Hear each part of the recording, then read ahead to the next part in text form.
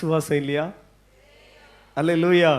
உங்களுக்கு ஆண்டவர் தந்த மனைவி, ஆண்டவர் தந்த பிள்ளைகள், அல்லவிட்டால் உதவி ஆட்கள், உங்களுக்கு கீழே ஒர்க் பண்ணுறவங்க, அவங்களெல்லாம் நீங்கள் கைட் பண்ணி சரியான பாதையில் நடத்துகிறதுக்கு உங்களுக்கு பலன் உண்டு. இந்த வசனம் ஆமீன் அதை குறிப்பிடுகிறது. அப்போ எஜமான் வரும்பொழுது ஆமீன் அப்படியே செய்கிறவனாய் காணப்படுகிற ஊழியக்காரன் பாக்கியவான். 43 நாம் வாசிக்கிறோம்.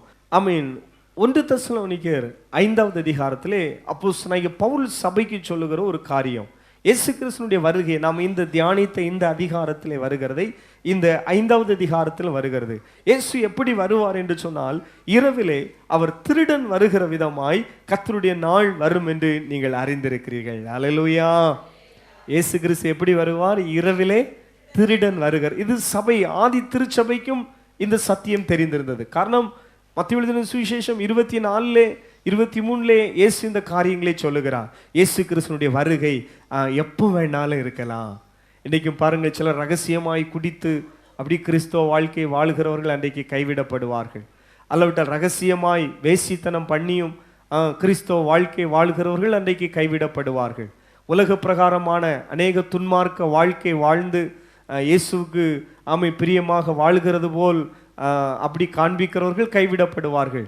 ஆனால் இயேசு கிறிஸ்து பாருங்கள், எப்பொழுது வேண்டுமானாலும் வரலாம் என்று சொல்லிக்கொண்டு தங்கள் வஸ்திரம் தரித்தவர்களாய், தங்களுடைய விளக்கு அணையாமல் அப்படி பாருங்கள் ஆயத்தமாயிருக்கிறவர்கள் எடுத்துக்கொள்ளப்படுவார்கள். உலக மனுஷர்கள் சொல்லுவாங்க, இன்னைக்கு நிறைய பேருக்கு சொல்றது, இப்போ ஒன்றும் இயேசு வரமாட்டாரு, தேவனுடைய ராஜ்யத்தை குறித்து நான் கண்டினியூவாக பேசிட்டு இருக்கிறத பார்த்து என்னையே விமர்சனம் பண்ண ஆள் உண்டு. என்ன நீங்கள் ஃபுல்லாக தேவனுடைய ராஜ்யத்தை பேசிட்டு இருக்கிறிய அப்படின்னு, இங்கே உள்ளதை பேசுங்க ஐயா அப்படின்னு சொல்லி. நான் சொல்கிற விஷயம் பைபிள் சொல்லுகிறது. ஆமீன். பாருங்கள், முதலாவது தேவனுடைய ராஜ்யத்தையும் அப்படி நீதியும் தேடுங்கள், அப்பொழுது இவைகள் உங்களுக்கு கூட. அப்போ எனக்கு ஒரு விஷயம் புரிஞ்சுட்டு, ஓகே இவங்கெல்லாம் அப்போ வசனங்களை என்ன செய்கிறாங்க, யூடியூப்பில் என்ன செய்கிறாங்க, கவனிக்கிறார்கள் அப்படின்னு மனசில் நினைச்சிட்டேன். சோத்திரம். கை உயர்த்தியவருக்கு வரலையே சொல்ல மாட்டீங்களா? அவங்களுக்கும் தேவனுடைய ராஜ்யத்தை குறித்த ஒரு ஆவலை கர்த்தர் கொடுப்பாராக. அப்போ அன்பு தேவ பிள்ளைகளே, இயேசு கிறிஸ்துவினுடைய அந்த வருகை திருடனை போல இருக்கும். அங்கே சகோதரரே, அந்த நாள் திருடனை போல் உங்களை பிடித்து கொள்ளத்தக்கதாக நீங்கள் அந்தகாரத்திலே இருக்கிறவர்களாக அல்லவே, நீங்கள் எல்லாரும் வெளிச்சத்தின் பிள்ளைகளும் பகலிற்குரிய பிள்ளைகளாக இருக்கிறோம். அப்போ கவனிங்கள், நாம் அங்கே வேதத்தில் வாசிக்கிறோம், அந்த அந்த அந்த நாள் எப்போ வேணாலும் வரலாம். அப்போ நம்ம எப்படி இருக்க வேண்டும் என்று சொன்னால், வெளிச்சத்தின் பிள்ளைகளாக இருக்க வேண்டும். கையை வைத்து ஒரு அல்லையா சொல்லுங்களேன். வெளிச்சத்தின் பிள்ளைகள். வாயை திறந்து சொல்லுங்க. இருளுக்குரியவர்கள் என்ன கிரியைகள் நடப்பாங்க? இருளுக்குரிய கிரியைகளை நடப்பார்கள். மேக்சிமம் பாருங்கள், பாவம் அதிகமாக, பாவம் அசுத்தம் இதெல்லாம் எப்போ நடக்குது? இரவில் தான் நடக்குது. கொலை, கொள்ளை, பலவிதமான. கொல்கத்தாவிலே அந்த மருத்துவ கல்லூரி பாருங்க, அந்த முதுநிலை படித்து கொண்டிருந்த அந்த மாணவியினுடைய அந்த செய்தி கேட்கும் பொழுது ரொம்ப சங்கடமாக இருக்குது. இந்தியாவில் தான் நம்ம இருக்கிறோமா, இந்தியா இப்படி போயிட்டு இருக்குதே அப்படின்னு சொல்லி எல்லாம் ஜெபம் பண்ணணும். இதெல்லாம் பாருங்கள், ஆண்டவர் தான் இரக்கம் செய்யணும். கரங்களை உயர்த்தி ஒருக்கா கர்த்தரை ஸ்தோத்திரம் பண்ணுங்களேன். இந்தியாவிலே பெண் பிள்ளைகளுடைய பாதுகாப்புக்காக ஒருக்கா கைகளை உயர்த்தி ஜெபம் பண்ணுங்களேன். ஆண்டவரே, இந்தியாவில் இருக்கிற பெண் பிள்ளைங்களை எல்லாம் நீங்கள் பாதுகாத்து கொள்ளுங்கப்பா. சோத்திரம், சோத்திரம், சோத்திரம். ஆமென். அல்லேலூயா. அப்போ இருள், இரவு அந்த இருளின் கிரியைகள், இருளின் கிரியைகள், கொலை, கொள்ளை, பெரிய கொள்ளையெல்லாம் எப்போ தான் நடக்குது? பேங்கே ஏடிஎம் மிஷினே தூக்கிட்டு போக பார்க்குறான். பெரிய கொலை, கொள்ளை, இந்த கற்பழிப்பு, இந்த மாதிரி பயங்கரமான சம்பவங்கள்லாம் இருள் நடக்குது. அது இருளின் அதிபதி, இருளின் கிரியைகள். நம்மெல்லாம் இருளுக்குரியவர்கள் அல்ல, நம்மெல்லாம் வெளிச்சத்துக்குரியவர்கள். வெளிச்சத்துக்குரியவங்கள்லாம் யாரு? ஒரு அல்லேலூயா சொல்லுங்களேன். இயேசு யாரா இருக்கிறார்? வெளிச்சமா இருக்கிறார். இருள் இருக்கிற மனுஷர்கள்லாம் பெரிய எதை கண்டார்கள்? வெளிச்சத்தை கண்டார்கள். அப்போ பாருங்கள், நீங்கள் எல்லாரும் வெளிச்சத்தின் பிள்ளைகளும் பகலின் பிள்ளைகளுமாய் இருக்கிறீர்கள். நாம் இரவுக்கும் இருளுக்கும் உள்ளவர்கள் அல்லவே. அந்த வார்த்தைக்காய் கர்த்தரை ஸ்தோத்திரம் பண்ணுகிறேன். அல்லேலூயா. ஆமீன். பாருங்கள், அடுத்ததாக அதனால தான் சொல்லுகிறார், மற்றவர்கள் தூங்குகிறது போல நாம் தூங்காமல் விழித்து கொண்டு தெளிந்தவர்களாய் இருக்க கடவோம். சில மனுஷர்லாம் பாருங்க, நம்ம இரவு ஜெபம் பண்ணுறோம், அல்லவிட்டால் அதிகாலை ஜெபம் பண்ணுறோம். சிலவங்களுக்கு அது ஒன்றும் கவலை இல்லை, ஒரே தூக்கம். நீங்கள் அப்படியா? கேளுங்க பக்கத்தில் இருக்க ஆளை பார்த்து, நீங்கள் நல்லா தூங்குவீங்களா? அல்லேலூயா. இப்போ நீங்கள் கை கொடுக்குற கையில் அவங்க விழித்திருக்கணும். ஆமாம், அல்லேலூயா.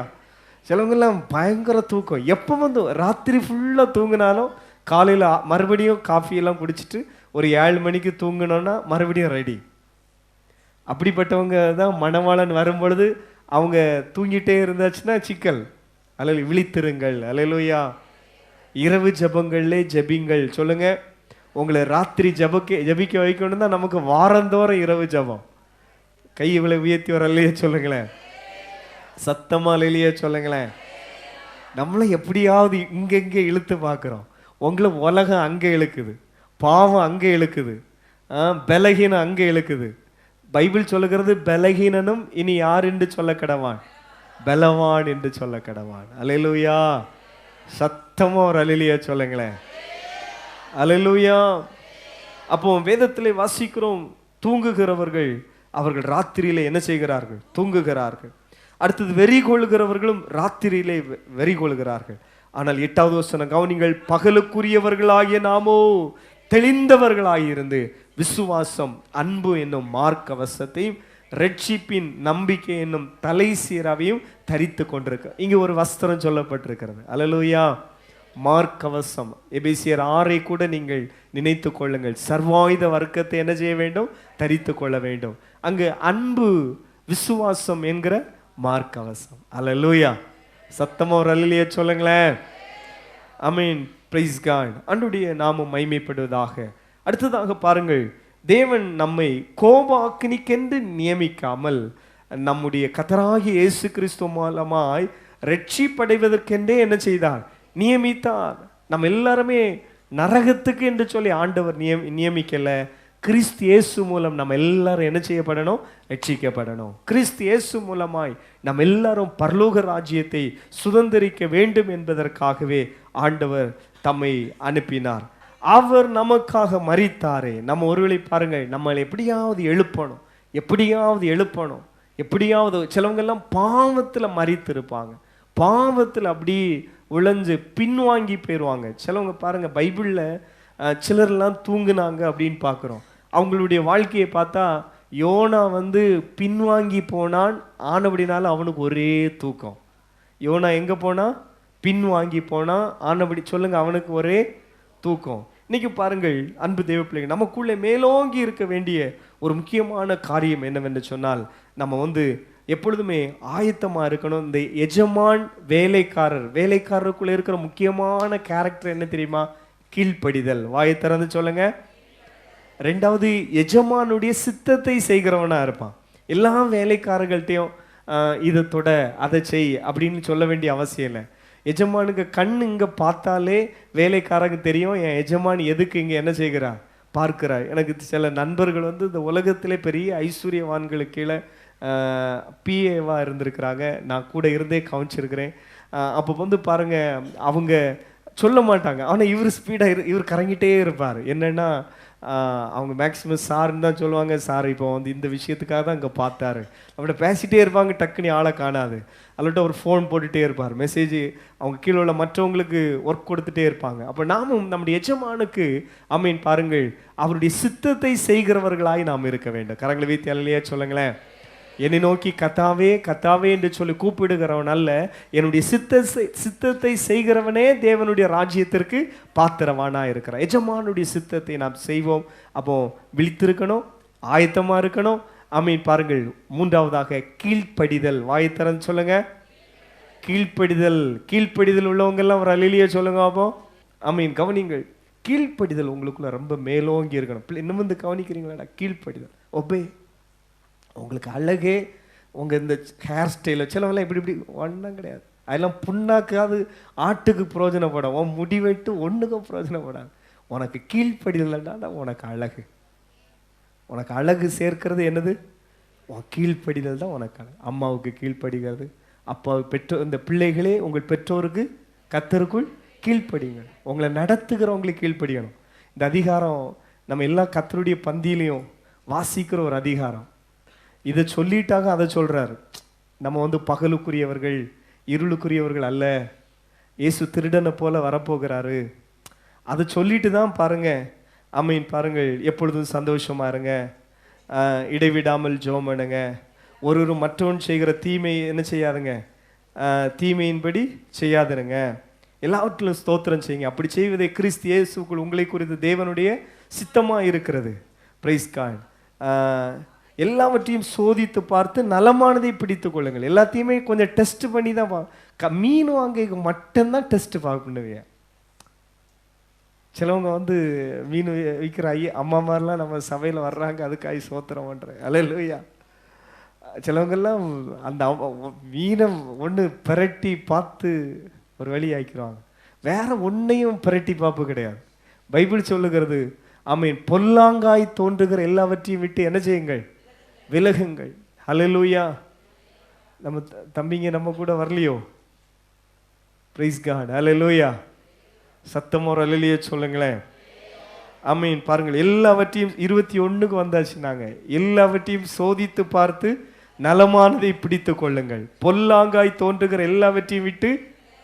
அப்போ தம்பி பிள்ளைங்க கவனிங்கம்மா, பொல்லாங்காய் தோன்றுகிற எல்லாவற்றையும் விட்டு விலகணும். இங்கே நிமிர்ந்து கவனிங்க இருக்கா.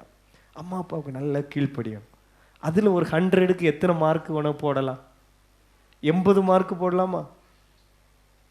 75 மார்க் போடலாமா? கீழ்ப்படிதல் 75 80 பாஸ் மார்க் கிடைக்க மாட்டா. கீழ்ப்படுகிறீங்களா? சண்டே கிளாஸ் டீச்சர்ஸை கீழ்ப்படிங்க. உங்களை நடத்துகிற போதகருக்கு என்ன செய்யுங்க, கீழ்ப்படிங்க. அப்படிங்கிற ஒரு வசனம் இருக்குதா? உங்களுக்கு உள்ளே பிரயாசப்பட்டு கர்த்தருக்குள் உங்களை விசாரணை செய்கிறவர்களாய் இருந்து உங்களுக்கு புத்தி சொல்லுகிறவர்களை நீங்கள் மதித்து. அல்லேலூயா. Praise God. அப்போ உங்களுக்கு புத்தி சொல்லுகிற அவங்களே கொஞ்சம் என்ன செய்யணும், மதிக்கணும், கீழ்ப்படியணும். அதுதான் உங்களுக்கு அழகு. Praise God. ஆண்டவர் உங்களை ஆசீர்வதிப்பார். இந்த பிள்ளைகளுக்காக நாங்கள் எல்லா ஜெபங்களும் ஜெபம் பண்ணுறோம். நம்ம சர்ச்சில் உள்ள முக்கியமான விண்ணப்பமே யாருக்காக தான்? அது என்னுடைய தரிசனம் கூட. நெக்ஸ்ட் ஜென்ரேஷன், அடுத்த தலைமுறை இந்த சர்ச்சை அலங்கரிக்கணும். உங்கள் கிராமங்களில் நீங்கள் இயேசுக்கு சாட்சியாக மாறணும். கரங்களை வீழ்த்தி ஒரு அல்லையே சொல்லுங்களேன். அதுக்கு இந்த பக்தியெல்லாம் போதாது, இன்னும் ஆண்டவருக்காக எழும்பணும், முழங்கால் யுத்தம் பண்ணணும். மேக்சிமம் லீவ் ஏதாவது ஒன்றுனா இரவு ஜபத்துக்கு வந்துடுங்க, முழங்கால் யுத்தம் பண்ணணும். 1 மணி நேரமாவது முழங்கால் ஜெபம் பண்ணுங்க. இல்லை சனிக்கிழமையும் உங்களுக்காக தான் ஒரு உபவாச கூட்டம் வச்சுருக்கோம், லீவுன்னா வந்துடுங்க, முழங்கால் யுத்தம் பண்ணணும். Praise God. அங்கே வேதத்தில் வாசிக்கிறோம், இடைவிடாமல் ஜெபம் பண்ணுங்க. கீழே பொல்லாங்காய் தோன்றுகிற எல்லாவற்றையும் விட்டு விலகுங்கள். சமாதானத்தின் தேவன் தாமே உங்களை முற்றிலும் பரிசுத்தமாக்குவாராக. உங்கள் ஆவி ஆத்மா சரீரம் முழுவதும் நம்முடைய கர்த்தராகிய இயேசு கிறிஸ்து வரும்போது குற்றமற்றதாக இருக்கும்படி காக்கப்படுவதாக.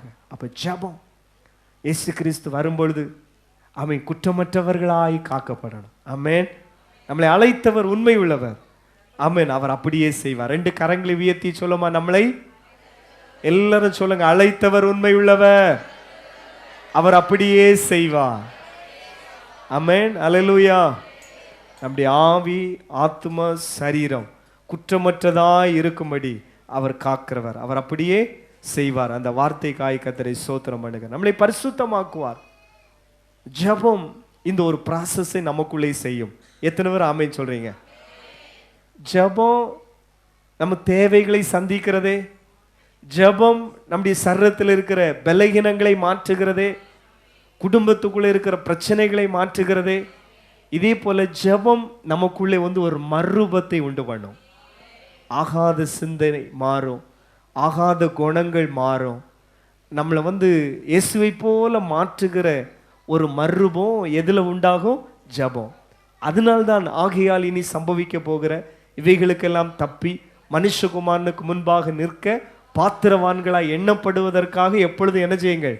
விழித்திருந்து ஜெபம் பண்ணுங்க. அப்போ பலவேளை நம்ம எதுக்காக ஜெபம் பண்ணணும்னா, ஆமென், அவரை போல மாற, அவருடைய வருகையில் நம்ம என்ன செய்யப்படாமல் போக, கைவிடப்பட்டு போகாதபடிக்கு, குமாரனுடைய பாதத்தை என்ன செய்யும்படியாய், முத்தம் செய்யும்படியாய், அவரை தரிசிக்கும்படியாய். அதுக்காக தான் சில வேளை ஃபேமிலி ப்ரேயர் பண்ணுறோம், அதுக்காக தான் பர்சனல் ப்ரேயர் பண்ணுறோம். கடைசியை வாசித்து முடிக்கிறேன். அப்போ சகோதரரே, எங்களுக்காகவும் வேண்டிக் கொள்ளுங்கள். சகோதரர் எல்லாரையும் பரிசுத்த முத்தத்தோடு வாழ்த்துங்கள். இந்த நிருபம் பரிசுத்தமான சகோதரர் யாவரும் வாசிக்கப்படும்படி செய்ய வேண்டும் என்று கர்த்தர் பேரில் ஆணையிட்டு உங்களுக்கு சொல்லுகிறேன். நம்முடைய கர்த்தராகிய இயேசு கிறிஸ்துவினுடைய கிருபை உங்களோடு கூட இருப்பதாக. பக்கத்தில் 2 பேருக்கு கையை பிடிச்சு சொல்லிருங்க, கர்த்தராகிய இயேசு கிறிஸ்துவினுடைய கிருபை உங்களோடு கூட இருப்பதாக. நீங்களும் பக்கத்தில் சொல்லுங்க, உங்களோடும் கூட இருப்பதாக. அல்லேலூயா. சத்தமா சொல்லுங்களேன். அது இலவசம் தானே. வாயை திறந்த மனதார சொன்னீங்களா, கிருபை உங்களோடு கூட இருப்பதா. அல்லேலூயா. பழைய ஏற்பாட்டு காலத்தில் இப்படியெல்லாம் வாழ்த்துவாங்க, உங்களுக்கு சமாதானம் உண்டாவதாக. ஆமென், ஆமென். ஆண்டவர் உங்களை என்ன செய்வாராக, ஆசீர்வதிக்க கடவா. இன்றைக்கும் அன்பு தெய்வ பிள்ளைகளே, ஒரு மனதார வாழ்த்துங்க. ஆமென். ஆண்டவர் உங்களை ஆசீர்வதிப்பாராக. இன்றைக்கு நாம் வேதாகமத்தை மூடி வைத்துக்கொண்டு நாம் எழும்பி நாம் ஜெபித்து கடந்து செல்ல போகிறோம். எல்லாரும் ஒரு விக்கெட் எழும்பி நிற்போமா. ஜீசஸ், ஹல்லேலூயா, பிரைஸ் காட், ஹல்லேலூயா. எப்பொழுதும் விழித்திருங்க, எப்பொழுதும் வஸ்திரங்களை தரித்திருக்கிறவர்களாய், நம்முடைய விளக்கு ஆமென் அணையாதவர்களாய் காணப்படும். அப்படிப்பட்ட ஒரு விழிப்பு ஆவலாய் அவருடைய வருகைக்கு காத்திருப்போம். இயேசு கிறிஸ்து பரமேறி சென்றார். அவன் இனி சீக்கிரம் வரப்போகிறார். அவருடைய வருகைக்காக நாம் ஆயத்தத்தோடு இருப்போம். ஜீசஸ், ஹல்லேலூயா. ஒரே ஒரு பல்லவியை சொல்லுமா. ஆமென், ஹல்லேலூயா. ராஜா வருகிறார், ஆயத்தமாவோ. ராஜா வருகிறார், ஆயத்தமாவோ. இயேசு வருகிறார், எதிர்கொண்டு செல்வோம். இயேசு வருகிறார், எதிர்கொண்டு செல்வோம். பள்ளங்கள் எல்லாம் நிரம்பிட வேண்டும், மலைகள் குண்டுகள் நகர்ந்திடவே. கையெப்படி தட்டி. கோணலானவை நேராகணும், கரடானவை சமமாகணும். கோணலானவை நேராகணும், கரடானவை சமமாகணும். ராஜா வருகிறார், ஆயத்தமா. கையை தூக்கி தட்டி. ராஜா வருகிறார், ஆயத்தமாவோ. இயேசு வருகிறார், எதிர்கொண்டு செல்வோம். இயேசு வருகிறார், எதிர்கொண்டு செல்வோம். பள்ளங்கள் எல்லாம் நிரம்பிட வேண்டும், மலைகள் குன்றுகள் தகர்ந்திட வேண்டும்.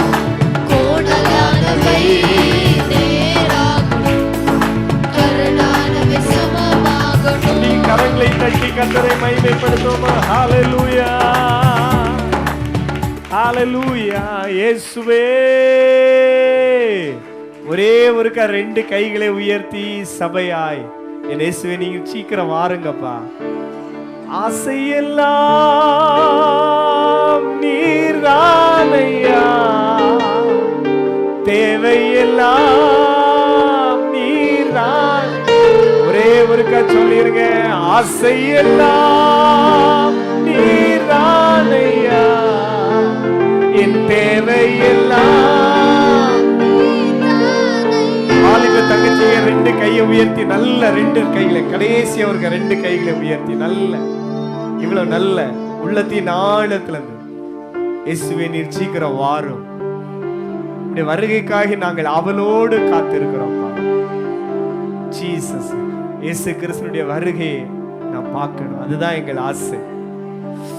ஓ, தூதர்களோடு கூட மேகங்களோடு கூட நீர் சீக்கிரம் வரப்போகிறீரே. ஆசையெல்லாம் நீர்தானையா,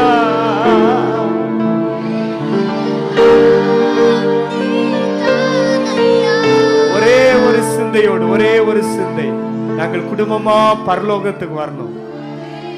நாங்க குடும்பமா பரலோகத்துக்கு வரணும். அதுதான் எங்கள் ஆசை. எங்க பிள்ளைங்க எல்லாம் தேவனுடைய ராஜ்யத்தை சுதந்தரிக்கணும். 2 கைகளை உயர்த்தி, 2 கைகளை. எங்கள் பிள்ளைங்கள் எல்லாம் தேவனுடைய ராஜ்யத்தை சுதந்தரிக்கணும். வாலிப தம்பி கண்ணை மூடி சொல்லுமா. ஆசையெல்லாம் நீர்தானையா, தேவையெல்லாம் என் ஆசையெல்லாம் நீர்தானையா.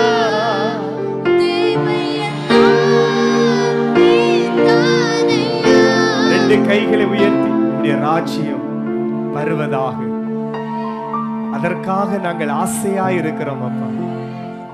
Glory, glory, hallelujah, hallelujah. முதலாவது தேவனுடைய ராஜ்யத்தை அப்படி நீதியும் தேடுங்க, அப்பொழுது இவைகள் எல்லாம் உங்களுக்கு கூட கொடுக்கப்படும் என்று சொன்னீங்களே அப்பா. ராஜ்யத்தின் மேல் ஆவலோடு ஒரு பசிதாகத்தோடு இருக்கிற இந்த பிள்ளைகளுக்கு இம்மைக்குரிய தேவைகள் சந்திக்கப்படட்டும். வியாதிகள் இயேசுவின் நாமத்திலே சுகமாக்கப்படும். எங்கள் வாலிப பிள்ளைகளுடைய வாழ்க்கையை கட்டி எழுப்புங்கப்பா. இந்த ஜெப வீட்டிலே வந்திருக்கிற சிறியோர் முதல் பெரியோர் வரை ஒவ்வொருவரையும் ஆசீர்வதியும். ஆமென். எங்களோடு கூட ஆண்டவரே வீடுகளில் இருந்து இந்த வார்த்தைகளை கவனித்து ஜெபிக்கிற பிள்ளைகளை ஆசீர்வதியும். இயேசு கிறிஸ்துவின் நாமத்திலே வேண்டிக் கொள்கிறோம் ஜீவனுள்ள நல்ல பிதாவே.